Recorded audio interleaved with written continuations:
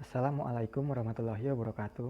Perkenalkan, nama saya Andika Dwi Hidayat, kelas R7D, Program Studi Pendidikan Bahasa Indonesia. Di sini, saya akan mempresentasikan tentang definisi ejaan dan kalimat, serta unsur-unsur kalimat.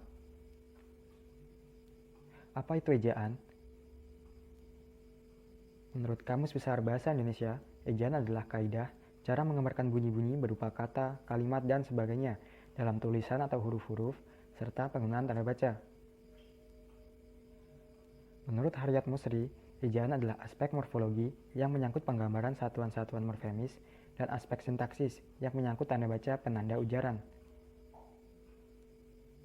Sedangkan menurut Arifin, secara teknis, yang dimaksud dengan ejaan adalah penulisan huruf, penulisan kata, dan pemakaian tanda baca.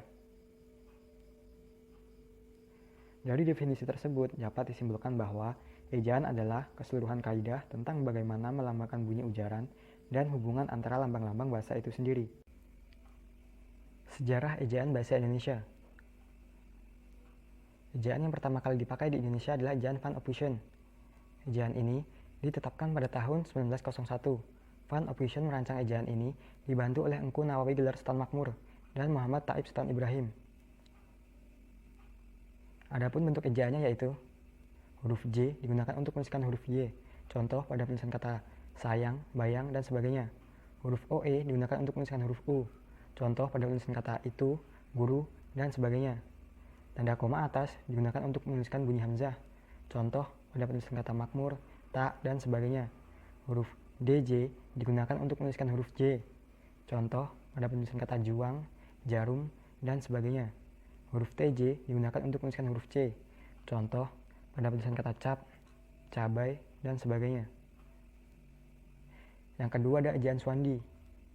Ejaan Swandi atau sering disebut ejaan Republik berlaku sejak 17 Maret 1947, menggantikan ejaan Van Ophuijsen. Adapun bentuk perubahannya yaitu penulisan huruf OE diganti dengan huruf U. Tanda koma atas yang sebelumnya digunakan untuk menuliskan bunyi hamzah diganti dengan huruf K.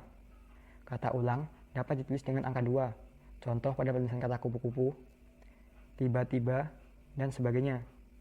Awalan di dan kata depan di, keduanya ditulis serangkai dengan kata yang mendampinginya, contoh penulisan kata di rumah, di kampus, dipakai, dan dimakan. Yang ketiga, ejaan Melindo. Ejaan ini dikenal pada akhir tahun 1959.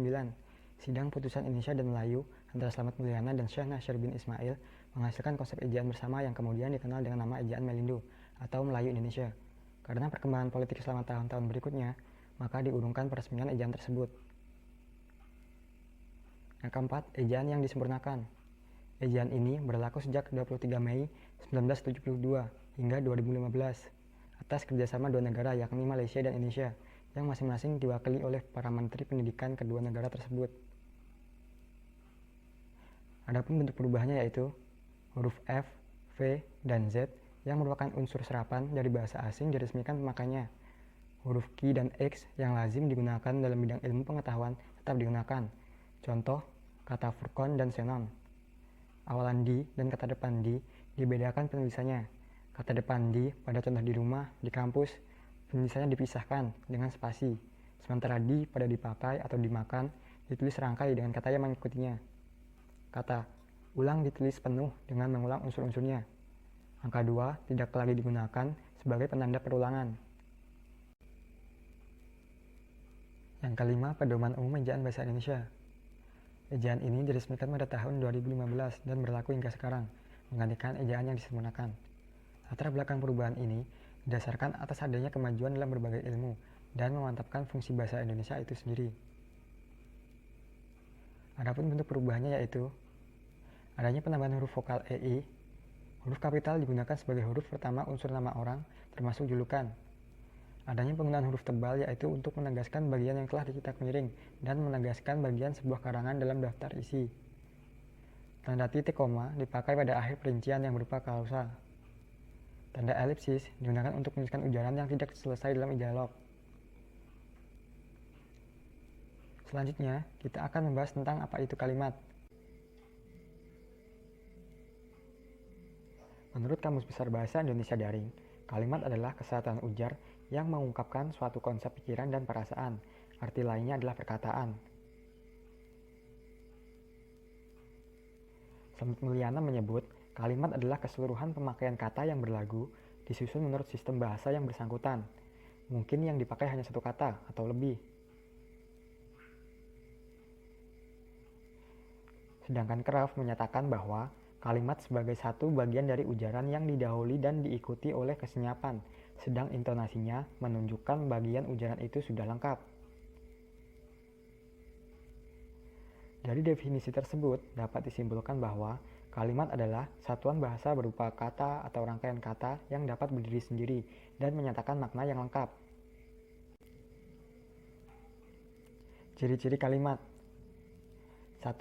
Dalam bentuk tulisan, kalimat dimulai dengan sebuah huruf kapital dan diakhiri dengan tanda titik, tanda tanya, dan tanda seru. 2. Kalimat dalam bentuk lisan diucapkan dengan suara naik turun dan keras lembut di sela jeda dan diakhiri dengan sebuah intonasi akhir. 3. Sebuah kalimat paling tidak harus memuat sebuah subjek dan predikat. 4. Merupakan satu kesatuan bahasa yang memiliki fonem dan morfem. 5. Dapat berdiri sendiri meskipun tidak ditambah dengan kalimat lengkap. Unsur-unsur kalimat.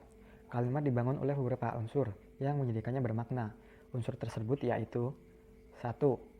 Subjek, 2. Predikat, 3. Objek, 4. Pelengkap, dan yang kelima, keterangan. Subjek. Subjek merupakan suatu bagian kalimat yang menandai apa yang dinyatakan oleh pengarang atau pembicara. Subjek dapat berbentuk kata benda atau bisa juga berbentuk frasa nomina. Ciri-cirinya yaitu A. Jawaban atas pertanyaan apa atau siapa. B. Disertai kata itu. C. Didahului kata bahwa. D. Mempunyai keterangan pewatas yang. E. Tidak didahului preposisi berupa dari, dalam, di, ke, pada, kepada. F. Berupa nomina atau frasa nominal. Contoh, Andika sedang pergi ke kampus. Andika di sini merupakan subjek yang berbentuk kata kerja. Lalu, buku Andika tertinggal di kampus. Buku Andika di sini adalah subjek yang berbentuk frasa nomina. Predikat. Predikat adalah bagian yang menandai apa yang telah diucapkan ataupun dituliskan oleh pihak pertama sebagai unsur utama kalimat di samping subjek, yang berfungsi menjelaskan subjek. Ciri-cirinya yaitu A. Jawaban atas pertanyaan mengapa atau bagaimana, sebagai apa atau jadi apa, dan berapa. B. Kata adalah atau iyalah. C. Dapat diingkarkan menggunakan kata tidak atau bukan. D. Dapat disertai kata-kata aspek seperti telah, sudah, sedang, dan akan yang terletak di depan verba atau adjektiva. E. Merupakan unsur pengisi predikat berupa kata, misalnya verba, adjektiva, atau nomina. Frasa, misalnya frasa verbal, frasa adjektival, frasa nominal, dan frasa numeralia. Contohnya yaitu Andika bermain bola. Kata bermain di sini merupakan predikat yang berbentuk kata kerja. Andika sedang bermain bola. Sedang bermain di sini merupakan predikat yang berbentuk frasa verba. Objek. Objek adalah suatu hal yang akan menjadi topik pembicaraan atau keterangan predikat. Dalam kalimat pasif, objek biasanya diletakkan di awal kalimat, menggantikan posisi subjek. Selain itu, dalam kalimat intransitif dan kalimat semitransitif, unsur kalimat ini tidak digunakan sama sekali dan fungsinya digantikan oleh unsur pelengkap dan keterangan. Sama seperti subjek, objek sendiri juga dapat berupa kata benda ataupun frasa nomina. Ciri-cirinya yaitu A. Terletak di belakang predikat dan tidak pernah mendahului predikat. B.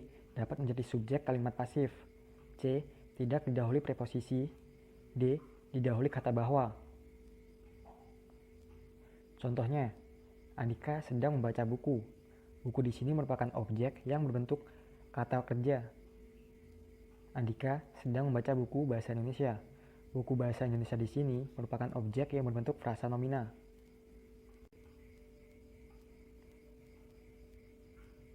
Pelengkap. Pelengkap seringkali disamakan dengan objek, padahal pelengkap berbeda dengan objek, karena tidak dapat menjadi subjek jika kalimat dipasifkan. Pelengkap mengikuti suatu predikat yang berimbuhan ber, ter, beran, berkan, dan kata-kata khusus, seperti merupakan, berdasarkan, dan menjadi. Ciri-cirinya yaitu A. Terletak di belakang predikat. B. Tidak didahului preposisi. Contoh, baju Andika terlihat begitu lusuh. Begitu lusuh di sini merupakan pelengkap yang berbentuk frasa adjektiva. Dan yang terakhir adalah keterangan. Keterangan adalah unsur kalimat yang memberikan informasi lebih lanjut tentang sesuatu yang dinyatakan dalam kalimat. Misalnya, memberi informasi tentang tempat, waktu, cara, sebab, dan tujuan.